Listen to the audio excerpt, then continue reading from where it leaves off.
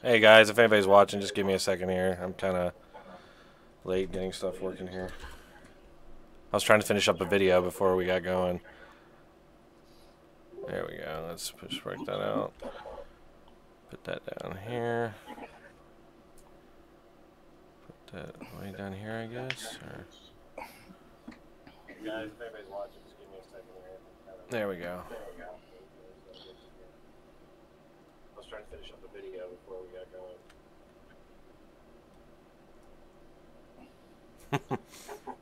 So, anyway, I gotta do one more thing here. I apologize. Oh, I got nothing going on. No problem for me. All right. Filters.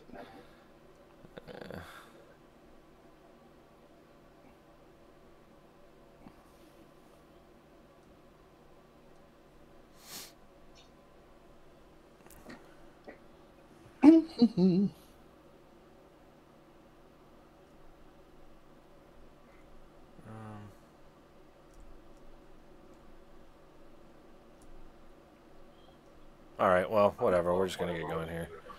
No problem. Kind of looks like shit, but whatever. There's only so much you can do with this face to make it look good anyways. Hey, what's up, everybody? So, yeah, I wanted to bring Robert on today just to talk about a couple things. He, if anybody happened to catch his live stream today, he went on for several hours about the Covington case and everything to do with that. So I did want to talk about real quick. You are going to run for office. Is that correct, Robert? Yes, that is correct. So my original plan was to run as a Republican. I guess I'll start with this. I wanted to run as a libertarian some years ago, and it's near impossible. I make like $14 an hour. My plan was I'm not going to take any money from anyone. Friends want to help me out, fine. Well, it turns out they set up the system so you still have to fill out all the financial paperwork. So it's near impossible to run as third party. So I'm running as Republican, which I am kind of Republican. I was going to run for District 15 in 2020. But there's this guy, Tom Marino, who runs for District 12 in Pennsylvania, wins the House seat. And he was going to be appointed as Trump's drug czar. The problem was it came out that he took over $100,000 from pharmaceutical companies. So Trump was just like, yeah, sorry. It would look pretty bad if the guy instructed with investigating pharmaceutical companies took $100,000 from pharmaceutical companies. Right. So the guy wins the position and then like instantly like, yeah, I'm resigning. So now there has to be a special election in District 12, which is adjacent to the district I'm in. So I'm running for it. It's been interesting. I talked to some people. The big thing that everyone says to me, I talked to a bunch of people from the county is, oh, I guess it's important to say there won't be a primary. It's just the Republicans will put up who they want. The Democrats will put up who they want. So I contacted a bunch of the Republicans in the counties. And the big thing is I don't live in the area, which I get it. But to me, rural Pennsylvania is rural Pennsylvania. But fair enough, if voters don't want to vote for me because of that, that's no big deal. But the conversations were actually hilarious. I had this one conversation with a lady who's the head of the Republicans in the one county. And, I mean, she talked down to me like I didn't know what I was talking about because all of her questions were like, how much money do you think it would cost to win your election if you got nominated?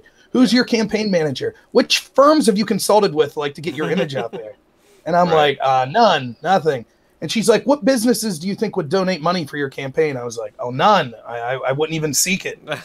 She's just like laughing at me until finally I was like, you know, with all due respect, you're in this position because the guy you put up took $100,000 from pharmaceutical companies.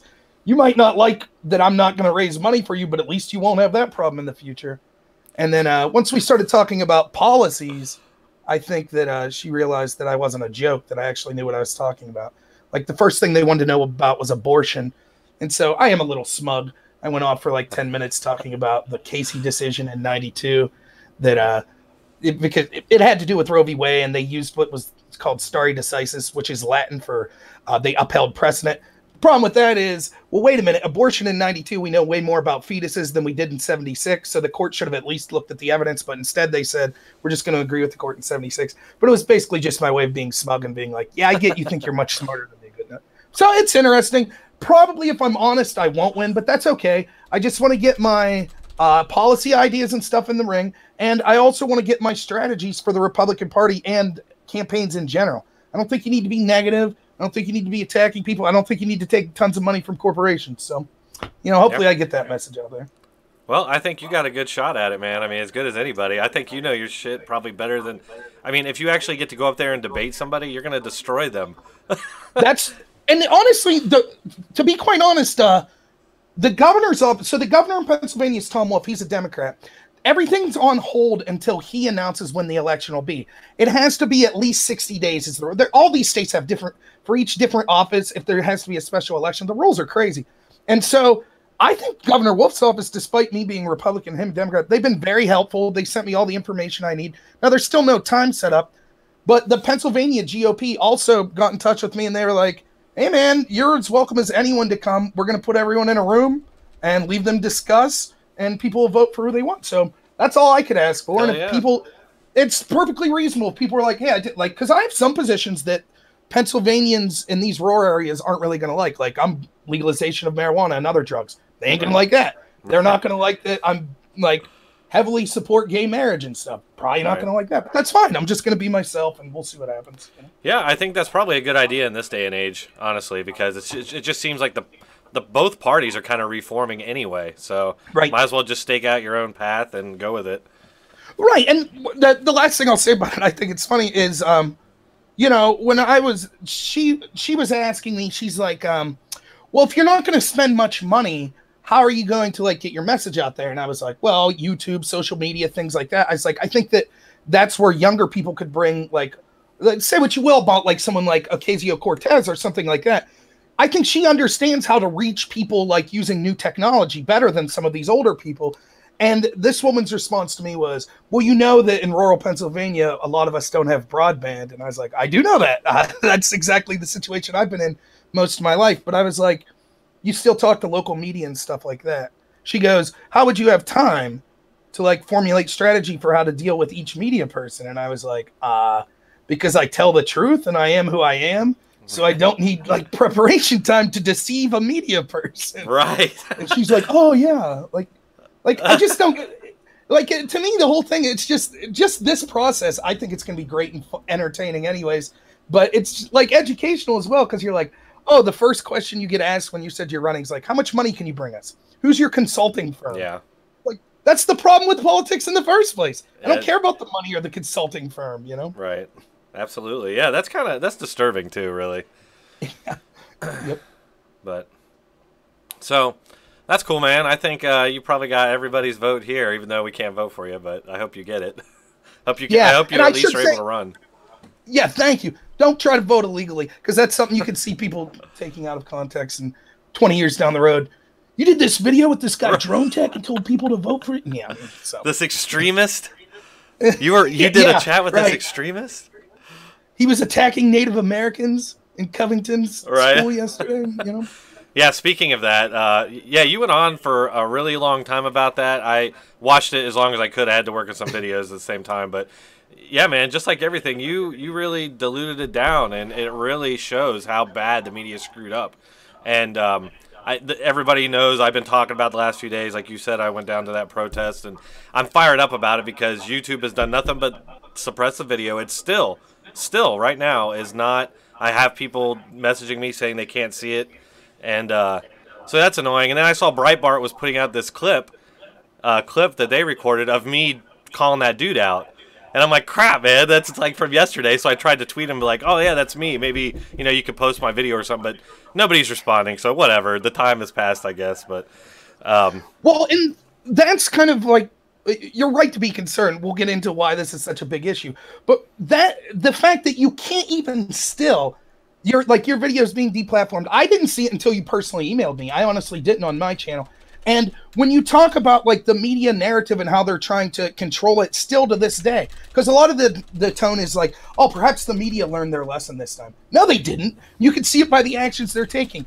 And when we see that the only escape we have from the media is people like you, an alternative media type people, yet you're still at the whims of these people that are controlling that narrative. And they're all on the same side. They're all establishment Democrat, and they're all invested in this idea of identity politics.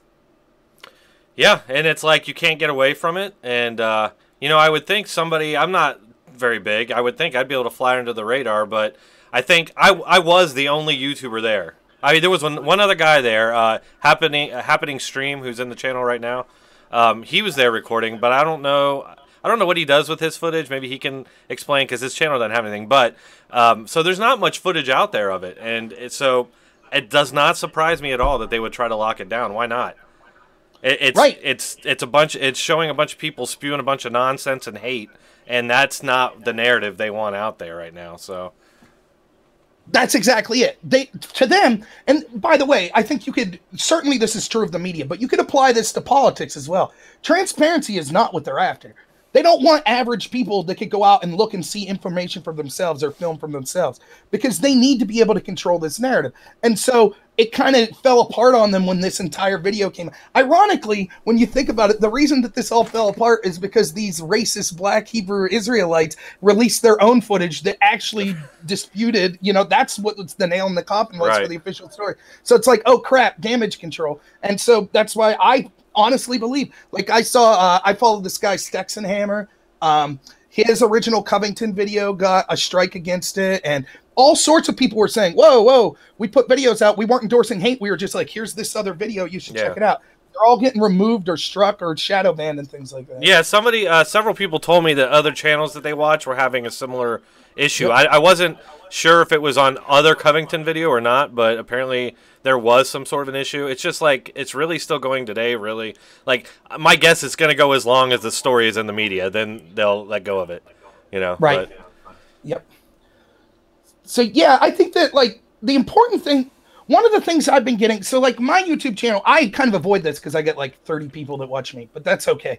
One of the things, though, it's growing, dude, all the time. Yes, it is. I'm very happy with it. But the two big issues, since I've been doing it for about, I think maybe 9 months or so I've been doing it, the two biggest issues that I had, which I guess I got fired up about, was the Kavanaugh situation and this. And both of them at the heart have the same issue, which is that it is now the mainstream platform of the Democratic Party and the cultural institutions that are just their mouthpieces. And by that, you'll hear me say cultural institutions. What I'm talking about by that is you have academia, you have the entertainment industry, athletics, which would kind of be in with that, the mainstream media, and then now the people that run the tech companies, like the people that are the CEOs of Twitter, Facebook, social media, and things like that.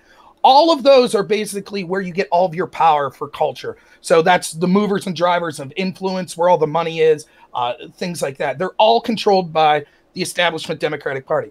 Now, for those of you that maybe you're not a Republican or conservative and you're watching this, that means you too are screwed if you're on the left and you're not establishment. They'll come after you too, just like they do like progressives like Jimmy Dore, Glenn Greenwald, and other people like that. Those people are far to the left of me. We disagree on a lot. But both of us are anti-establishment Democrat platform, so both of us would be perceived as enemies. So you have this whole hodgepodge of them like controlling this narrative, and they're all pushing this identity politics narrative. That's what the Kavanaugh situation was, and that's what this is. And what that is this country that is the greatest country in the world, because it codified in the strongest possible sense of why the individual is the thing that countries should focus on, is now giving way to one of the major political parties saying individuals no longer matter. The content of your character no longer matters. All that matters is the groups you belong in. That's the color of your skin, the gender you were born, your sexual preference, your religion, and things like that. And that has a better chance to destroy our country than anything Russia or China or any of these other places. Right, because it's completely contradictory to what most of us were raised to believe, which as I was growing up, I thought the whole idea was to get away from those things. But I don't know if you noticed, as I was growing up, I started to notice that, hey, the other side that's been teaching this is now using that as a tactic. And what's going on here? I mean, I noticed that in high school. And now you get to today, and you call them out and you say, hey, that's hypocritical. And they'll tell you right to your face that if they admit their hypocrisy, they'll tell you that, oh, but I'm being a hypocrite for the right side, so it's okay. Right. And this is a problem. It's like, take a simple issue like segregation, right? Like, pretty clear cut. We had the argument and the right side won, and that side was don't segregate people based on race. Right, I think every reasonable person could agree with that, right? Now you see the left advocating for segregation on college campuses. Well, we need black-only dorms. We need black-only safe spaces. We need black-only this or women-only this. It's like, can't you see how nuts this is? When your position is the same as the 1960s KKK, you may have a problem, right? Yeah. But they don't see it that way. And the reason is it's because, and it's funny because I talk to smart people online in real life. And for those of you who don't know me, I was involved in policy debate at college.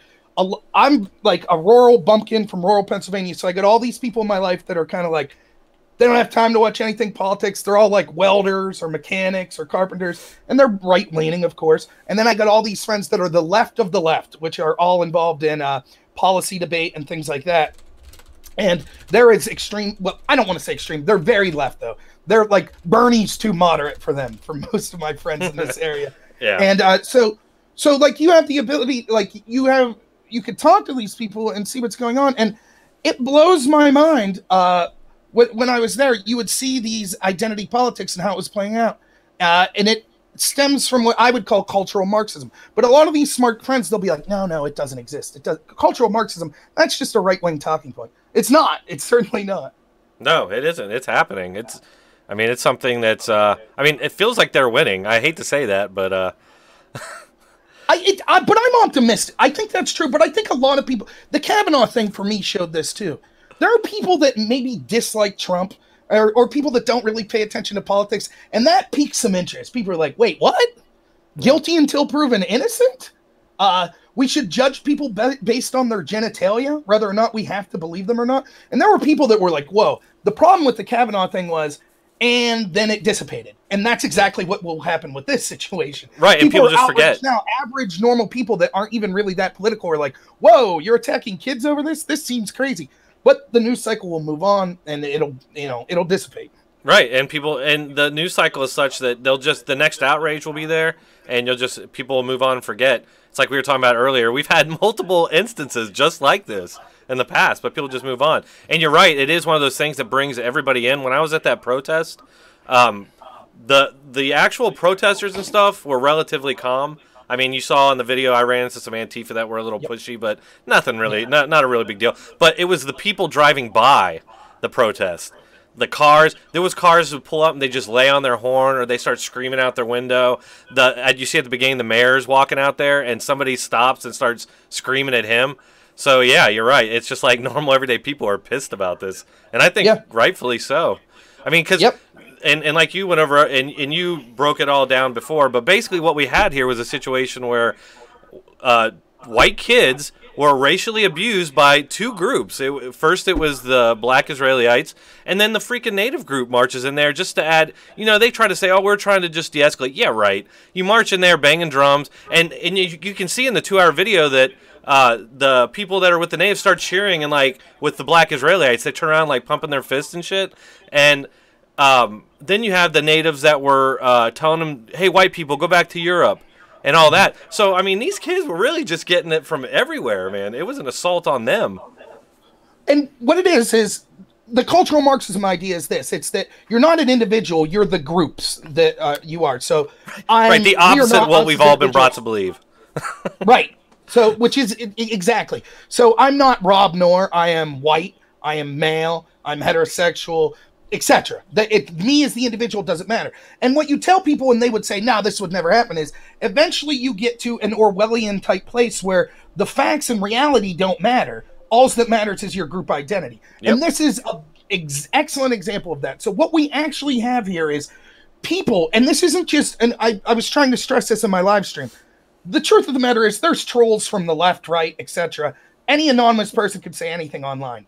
I'm not talking about anonymous people unless I say. I'm talking about blue checkmark public figures, right, who have authority and power in the establishment Democratic Party, whether they be entertainers, media people, politicians.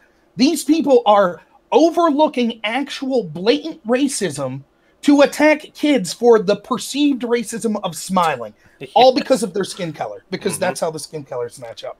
And it's so insane. I mean, and you were talking about this earlier again. I'm not like stealing your stuff, but you're talking about how like if it was a black kid, smiling at a Ku Klux Klan racist who was spewing hate at him, that kid would be a hero in the media, right? And so these kids are doing the same thing, and it's like Rush was pointing out that these kids are basically the embodiment of what great America used to be seen as, and it was like happy families that stayed together and were healthy, and these kids just embody that. And I'll tell you, when I went to this protest, these people, and I'm not knocking on them, okay, I'm not like making fun of them or trying to put them down, but they all just looked messed up. Every one of them, man. Every one of them was like looked like they were strung out on drugs or drunk or homeless. I mean, it's like these people, a lot of them just resent, I think, anything they see because in their mind, you know, that person's looking down on them, even though they're not, but they're just, they've got such a chip on their shoulder. They think everybody's looking down on them, you know? Right, right. Yeah, I agree 100%. It's worth looking at. So a lot of the people watching, and you'll know this just from doing your channel. A lot of what we talk about, the average person doesn't have time to sit down and look through every single detail. So they're getting it filtered through. It could be people like us. It could be the mainstream media or whatever. So it's worth just, everyone that's like really wants to have an opinion of this should check out the video for themselves. But like, just to give a brief rundown of what happened, this is the story. The kids were there for the March for Life, which was kind of somewhere slightly different. The Native people would also have a permit to be there for a protest, which was also to be somewhere different. But the kids ended up there waiting for a bus. They're sitting there for like an hour while these racists, they're called the Black Hebrew Israelites. They're basically like the, what's Fred Phelps church? I forget what they call it, but you know, they're super anti-gay. They're calling them like off the charts racist, almost like a parody. Yeah, exactly. Just like the Fred Phelps group, where it's like, you know, right. Which I'm not normally one on my channel to be using curse words, and stuff, but today I did, just because I'm quoting them. So they're calling the kids faggots, the N-word. They're saying they look like school shooters. They're calling them crackers. They're saying white people were slaves. They're calling them demons. And I mean, just really vile racist stuff that you would expect to hear like a neo-Nazi saying to minority kids. Right. It's the exact same thing. It's just black racists saying it to the... Now, so that was what's going on for an hour. The kids end up then kind of, their chaperone or something gets them to sit down. As they're sitting down, here comes the Native American group. Now, the irony is the Black Israelites were actually yelling at the Native American group first. They were telling them that the reason they lost their country was because they worship owls and totem poles. So you would think if you're the natives, you'd be like, wait, what? That's not cool. But no, and this is indicative of the whole situation. It's not that the natives were interested in defending themselves or saying a prayer for peace. They were activists that were looking for a photo op. They wanted to provoke kids into a reaction. That's what the whole thing was about. Absolutely. So they go up to the kids. The kids are chanting, what's the name of that song? Seven Nation Army, where it's like, oh, oh, oh, oh, oh. Kids are chanting that. Guy with the drum comes up. They start changing the chant to be more in line with the drum. One of the kids may have did a tomahawk chop, whatever. I'm not arguing that all the kids acted perfectly. Right. My point is just of the three groups, the kids acted best. They acted better than the natives and the blacks.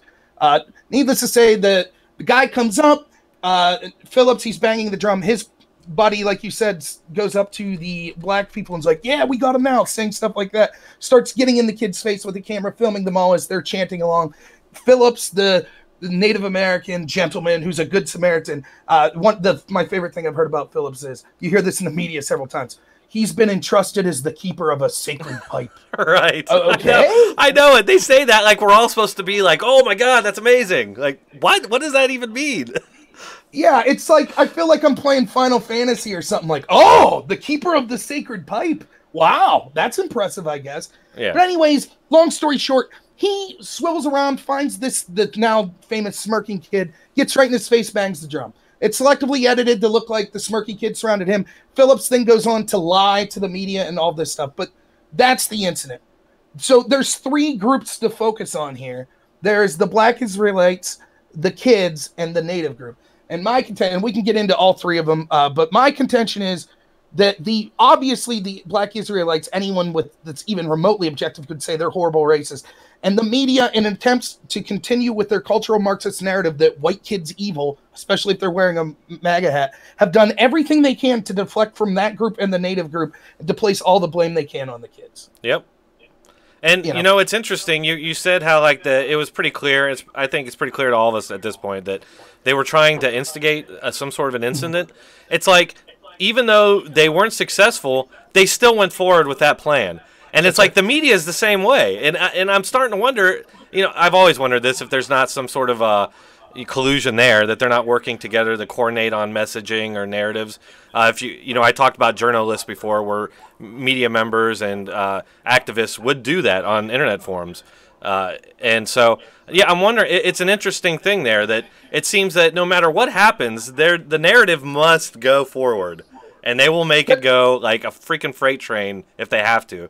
Right through the truth. Right. The reality. I mean, this is This is straight out of like Brave New World by Huxley or Orwell's 1984. Yeah. Facts don't matter. The group identity is what matters.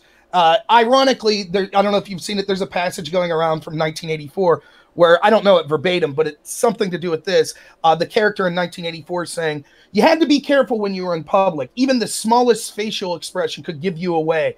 You would be, if someone saw you do something that looked out of line, they would call the authorities and you would be arrested. They even had a name for it. It's called face crime. That's literally what we're talking about. Yeah. We're literally like, we know that kid's racist because he smirked. That's what we're talking. That's the narrative they're running with, because the facts don't matter. It's, you know, and the irony, and the irony, they've done this complete mental breakdown of this kid and everything he is and everything he believes based on nothing but his smile. But we also know it's his skin color also that's playing into that. And the hat. Right. And the hat, yes. But so if you look at the groups, like, so if you start with the Black Israelites, like the first question I had, and I haven't seen anyone address this, we're told constantly by the left that this is a country of white extremism, white supremacy. It's running rampant. Like anytime a neo-Nazi or a KKK person shows up to buy groceries, it seems like there's a counter-protest, people are in their face. Don't get me wrong. Screw those groups. I don't like them. Absolutely. Whatever. If people want to peacefully call them out, I don't have a problem. If the media wants to cover it, I don't have a problem. But we're given this disproportional view that somehow this is this horrible, it's so prevalent that it's everywhere you go, there's white supremacists. I don't see that.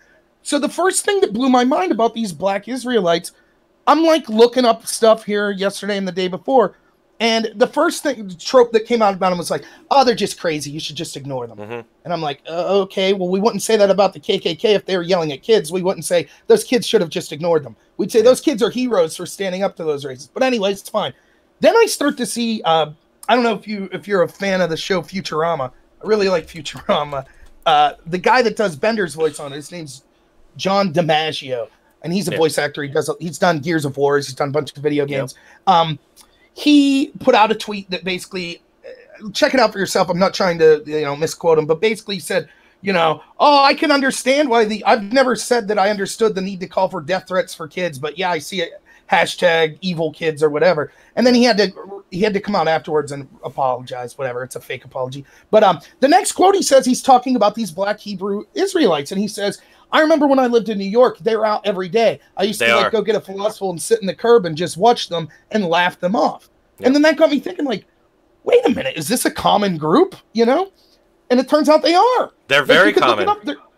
I didn't know that. Like, I'm from rural. I didn't know. And it's like, so wait a minute. This group apparently almost every day outside New York subways, at the National Mall there in D.C., they're always there. My question is, why isn't this part of the official narrative from the left that hates racism?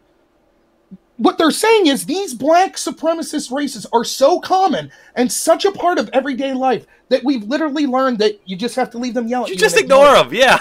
They go, yeah.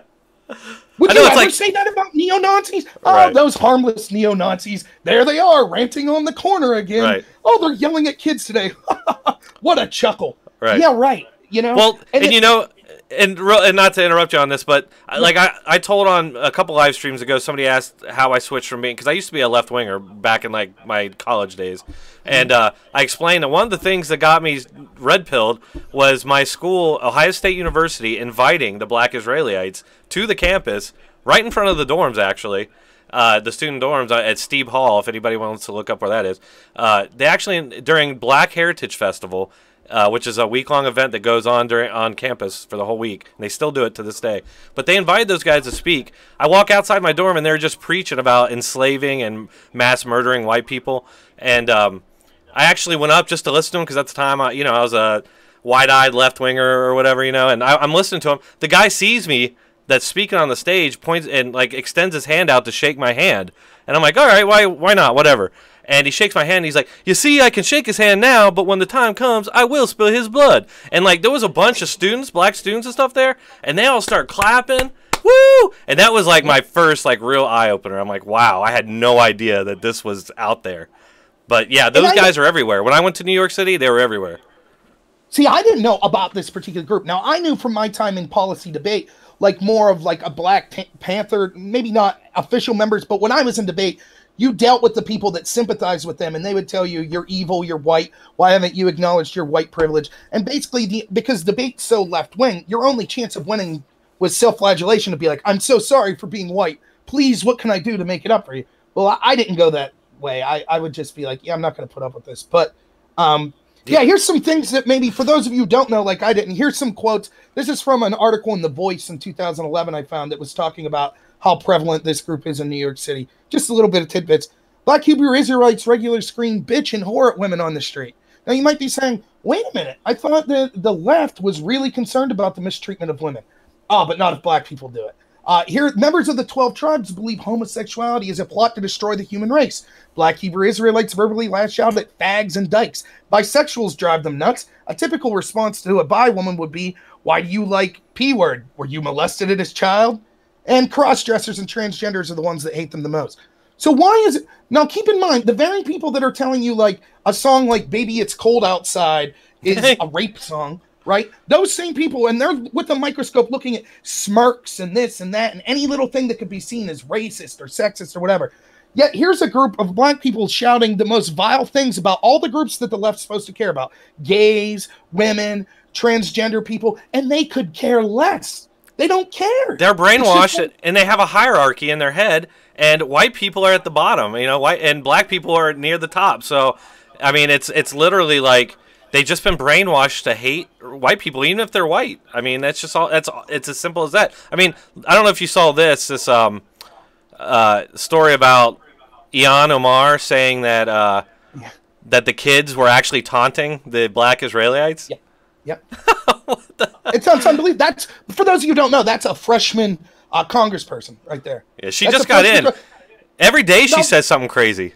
Oh, it's crazy, and I believe she's Islamic. Not that I care, but it goes a lot to show that, like, that's also considered one of these oppressed groups, and that's what we're talking about, cultural Marxism. They truly believe that it's okay to engage. See, this is the thing with the left. Once you start playing this cultural Marxist idea, you correctly are talking, I heard you saying in your live video, where you're saying, yeah, I'm anti-fascist too. I just don't use fascist tendencies. They don't look at it that way. They look at it like, if you're a good person, everything's on the line for you to do. So if you fall into this oppressed group category, as long as you share their ideology at the end, you could do whatever you want. So if you're black, you could make fun of transsexuals. You could make fun of homosexuals. You could make fun of women. You could do all that stuff, and it doesn't matter. What that shows to me is they don't really care about transsexuals, homosexuals, all these other groups. What they care about is attacking the, quote, oppressor groups, which happens to be white, male, Christian, MAGA hat wearers. And look, they found the perfect victim. But they were kids, which is even better, right? They did, man. They really hit the jackpot with him. That kid, those kids in general, yeah, they were the perfect monster for the left. And an old native keeper of a sacred pipe, you know? I know it. Like, how is this not completely set up? It just seems odd to me. It honestly looks like the whole event looked like a social justice warriors comic book that they wrote up, like, with just these characters. They just fall into line so much. But yeah, like, Omar, that's a great example, right? And that's what I was saying. So the reason it's important to talk about these black Israelites is because we should be calling out racism and things like that. And the funny thing is, not only are they saying, in general, they're just such a part of everyday life that we have to accept it. Well, that kind of shatters their white racism so prevalent narrative, doesn't it? But then to specifically say, these kids specifically should have known to ignore those racists.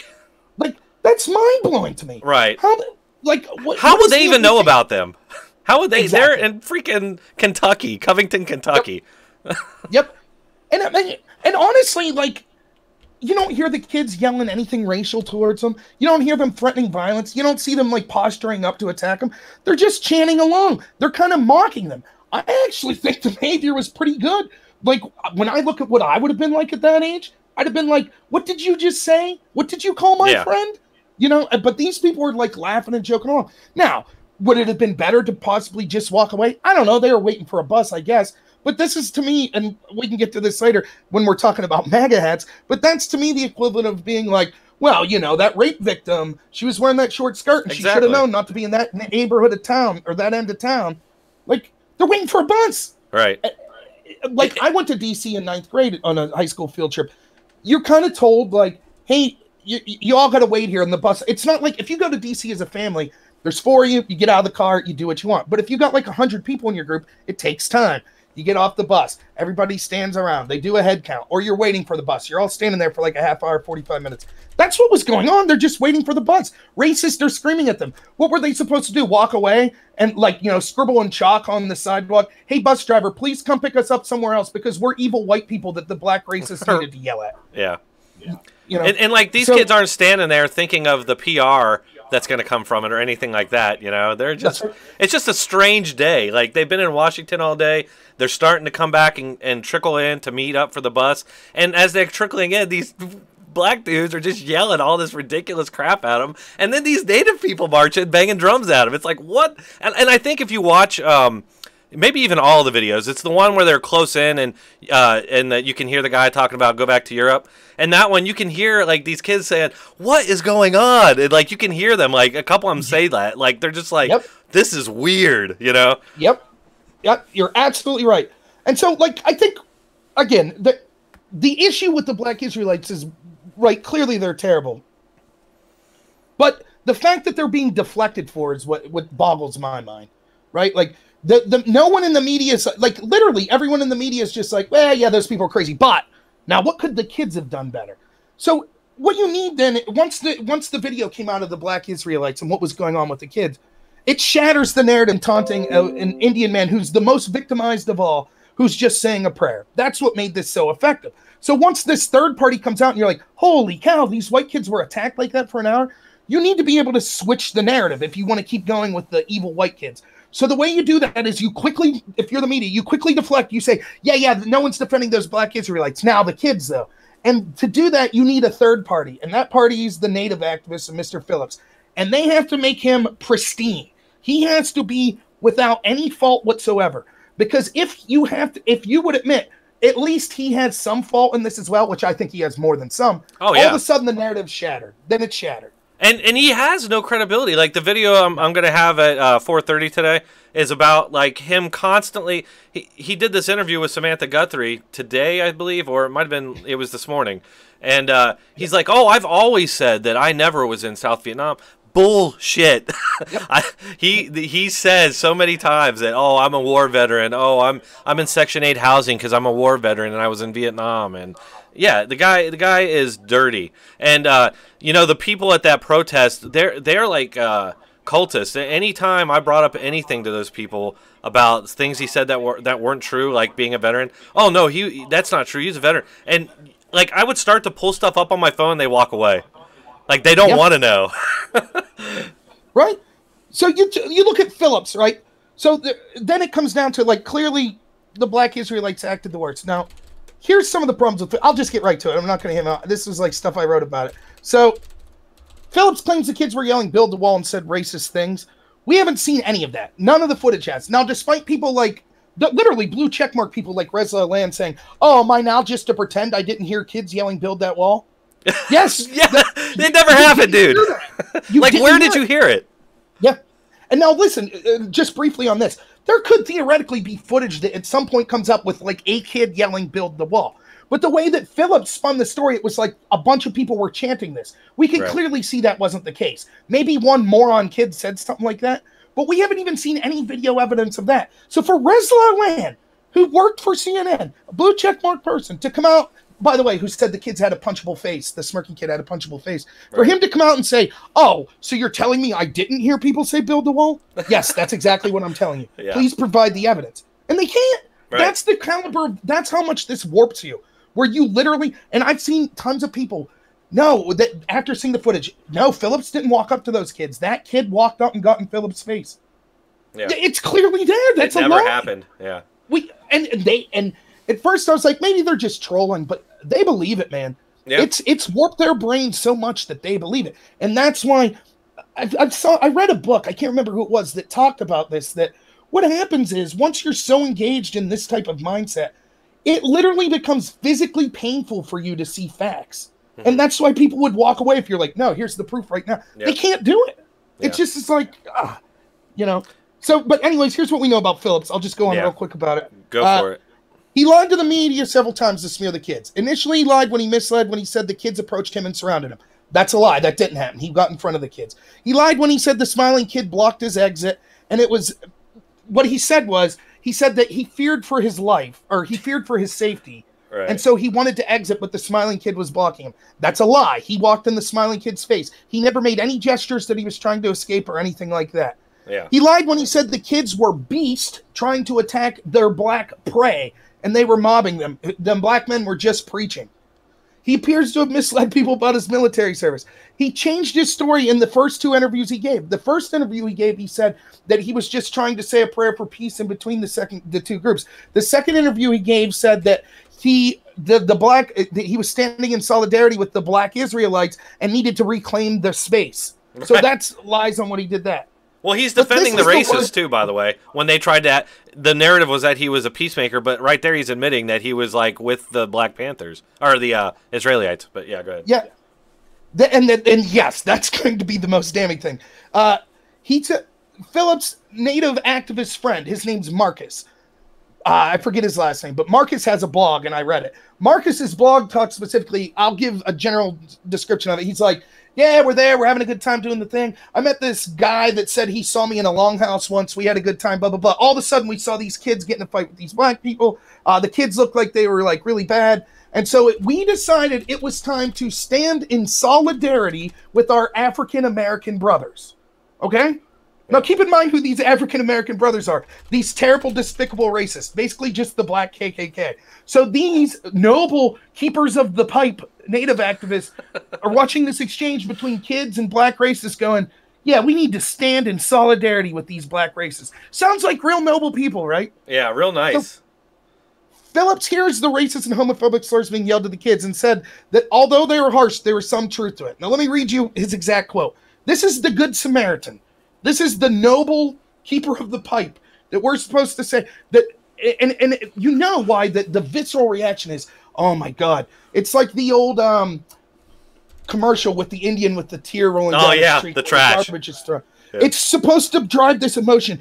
The Indians got screwed over, and their ancestors were screwed over by this white smirking kid's ancestor, and now they're taking his land and committing genocide all over again. Here, that's the narrative they're trying to spin. Here's what the keeper of the pipe, Phillips, has to say about the issue. And I'm quoting. He said this in the Detroit Free Press. The black Israelites, they were saying some harsh things, but some of it was true. These young white American kids who were being taught in their Catholic school, their doctrine, their truth, and when they found out there's more truth out there than what they're being taught, they were offended, they were insulted, they were scared, and that's how they responded. Now, I want you to imagine, just for 1 second, that you're sitting there and these races are reversed. Let's assume you're an adult. Doesn't matter what race you are, right? You're sitting there and you're standing in D.C. and you see two groups. You see some minority kids sitting there having fun, cheering, waiting for a bus. And then you see 4 or 5 KKK members come up and start calling them faggots and racial slurs and this and that, telling them to go back to their country, that they all need to die, they all look like school shooters, etc., right? So as an adult, you're sitting there and you're like, okay, I'm watching Group A, watching Group B, and you say to yourself, you know what? A lot of what these KKK people are saying is harsh, but there's a lot of truth in it. And these black kids in their black schools, sheltered from the truth, they got so upset when they heard the truth that these KKK members were saying. Is there anyone remotely alive that would think that that's a good person who would come to that conclusion? Yeah, only the brainwashed. Yeah, only those that have rationalized their hatred as, progressive. Yep. And so what's happening is, so the left, then they're trying to be like, well, forget about the black Israelites, this noble Native American. No, he's not noble. He lied over and over to smear the kids. By the way, where did he go right after this? He went to a Catholic mass and tried to break into it. Now think of the irony of this. The original interpretation of this was, here's a Native American just trying to celebrate his religion, doing a prayer for peace, right? Oh, he's sitting there banging the drum. That's him doing a prayer. And these kids interrupted him and smirked and challenging his religion like that. How disgusting. Fast forward a half hour. Here's Mr. Phillips trying to get into religious people trying to do their prayers, to interrupt them and get in their face. No one sees the irony here, though, right? And then so then the next day, Phillips went to the National Basilica and he issues a statement where he says not only should the kids be punished by their school and reprimanded, but their future colleges also need to reprimand them. Oh, and by the way, the Catholic Church needs to apologize for like 500 years of abuse, etc., etc. But this isn't a person with an agenda. This is just someone who's saying a prayer for peace. He's the holder of the sacred pipe. You know, that's all that's going on. Right, the sacred pipe. I mean, that's really all you need to know.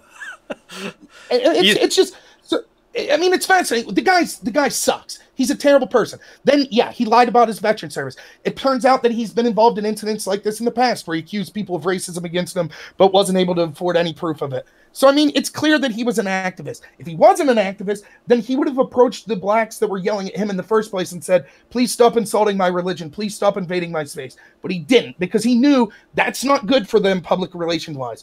What would the identity politicians say on the left say when a black group of racists starts yelling at a native group? How's their warped mind view that? So and instead, that happened, those groups, didn't it? Oh, it's definitely happened in the blacks were yelling at the natives, but that doesn't matter. That's ignored. Right. What the natives realized, because they're smart. They're smart in the sense of a PR sense. They know for the good optics they need. It's not going to help them to have black people yelling at them. Yeah, that doesn't help at all. They need rich white kids wearing MAGA hats. And you saw exactly what was Phillips' first interview afterwards. What did he say? The MAGA hats were proof that Trump's build the wall isn't about safety, it's about racism. Yeah. That's what the whole thing was about in the first place. It was about trying to connect these white privileged kids to Trump and make Trump look like a racist. And I'll tell you, the protests, they were really talking a lot about the wall and stuff. So, you know, that what they're doing is they're just taking this and they're trying to get use it, you know, as a political weapon. It's just like Rahm Emanuel said, never let a good crisis go to waste. So now they're just manufacturing crises that they don't let go to waste, you know? Right. And so now we get to the media, right? Like, okay, it's not even worth rehashing how insane they were to make these mistakes in the first place. The reason is, and I don't know if you did a video on this or not, but I did a video on Joy Behar from The View, where she spills the beans accidentally. Yeah. Whoopi Goldberg asked her, how do we keep jumping to conclude, like in this situation, and we've seen others, we keep seeing these viral videos and we're jumping to conclusions. Why is that? And Joy Behar, with a smile on her face and to applause, says, well, it's because we hate Trump and we want Trump out of office. It's all wishful thinking. We're hoping Cohen has the goods. The crowd, yay, yay. Yeah. What Joy Behar just told you, and by the way, that's not her just speaking for herself. This is true of the media. What she's admitted to you is, yeah, we'll admit that we attack these kids without all the facts and we continue to attack them and smear them, even after knowing they're being doxxed and getting death threats. And why? Because on the wishful thinking that it could somehow hurt Trump. It's okay to attack these kids and lie about them. And they know they won't.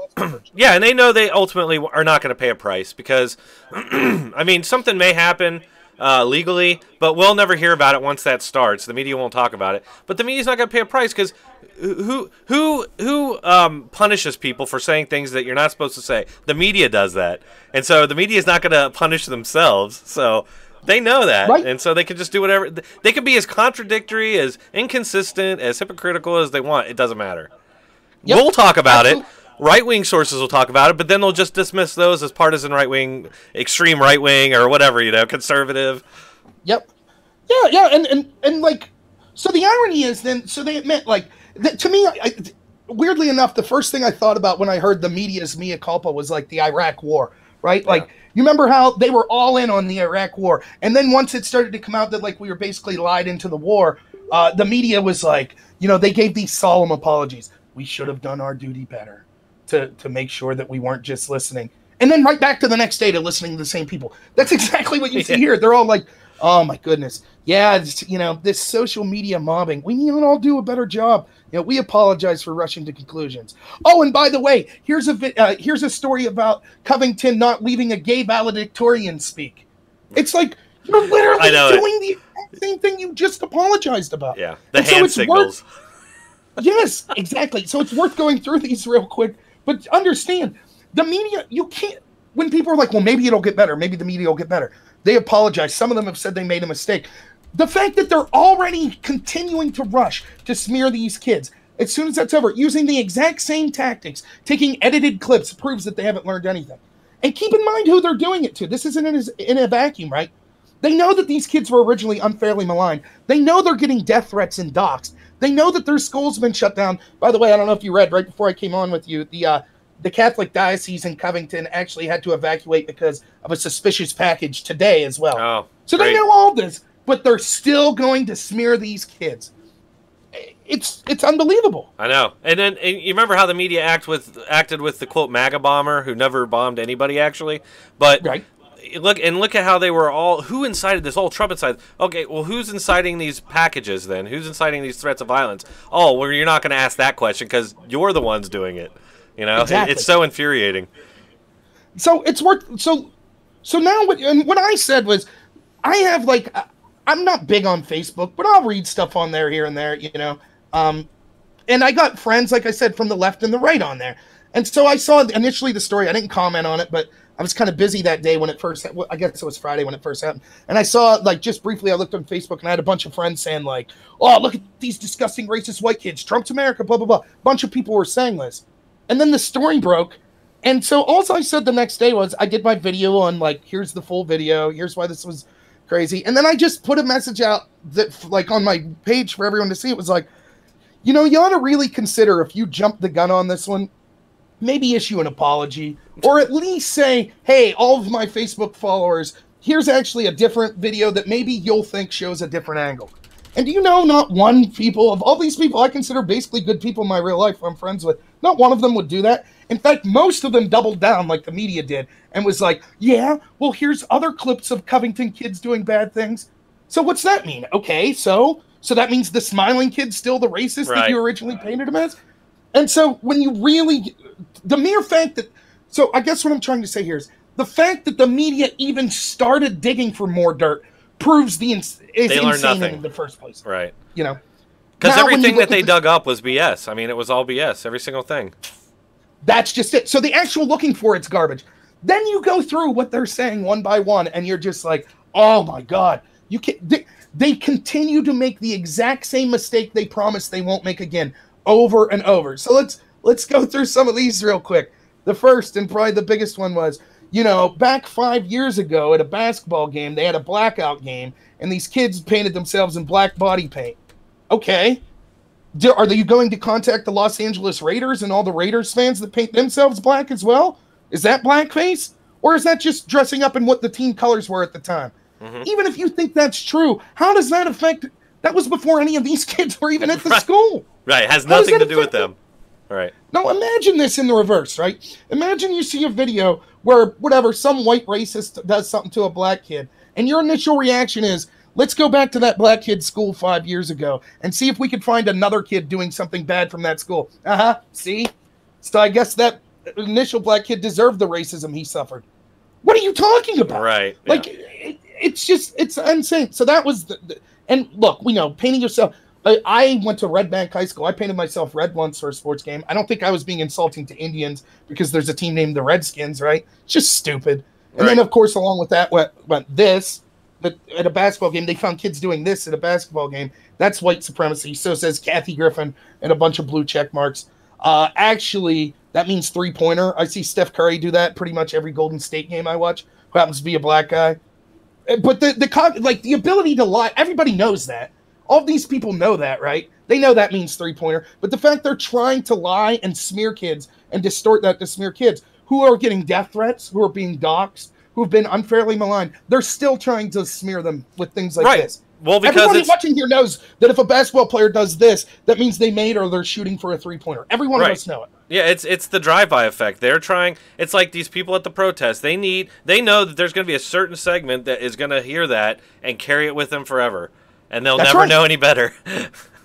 And this is like we were talking about earlier about how it's the people on the left will use the same tactics they criticize. Mm-hmm. Like we could point out people on the left. I could Obama, Hillary. I don't know how many other people I could see doing this. Well, someone told me on Above Top Secret, they posted that the Southern Poverty Law Center did a statement on this. And basically, I'll break it down for you. What they're saying is that, well, it could just be trolling, it could be white supremacy, or it could just be an okay symbol, right? It depends on who's doing it. In other words, the SPLC, like all left-wingers, are saying, we could decide whether or not you're a good person subjectively. Yeah. And then we decide from that whether or not your gestures and facial expressions are racist. So Obama could do the exact same pose as Trump, both doing this. Trump's a racist for it. Obama's just saying okay. That's the insanity that cultural Marxism brings. It is, and it's eating away at our society as we speak. It only gets worse by the day. I mean, and it's going to continue to get bad. I think we're pretty sure of that. But I did want to keep talking, but I think I'm going to have to cut this short because No problem. I'm going to go do Hayden trigger warning for Hayden Hewitt, who owns LiveLeak.com. If any of you know who he is, so I'm going to go do that. And but it was awesome talking to you again, man. It's always fun. Yeah. If people want to see, I did more on this. If people want to see it, my YouTube channel's just Robert Noerr. It's just like my name spelled there. You can check it out. And yeah, I think it's important. Like, it's important that people are talking and you're listening to this. If you're hearing these type of conversation, don't take our word for it. Watch the full video yourself and tell other people, hey, the story's not what the media is telling you. You should really check this out. So. Yep, absolutely. Never trust the media. That's all I know. Never, ever, ever trust them. That is the worst thing you could do. But all right, well, thanks, man, and we'll do it again another time. All right, take it easy. We'll see y'all. Yep, have a good night, everybody.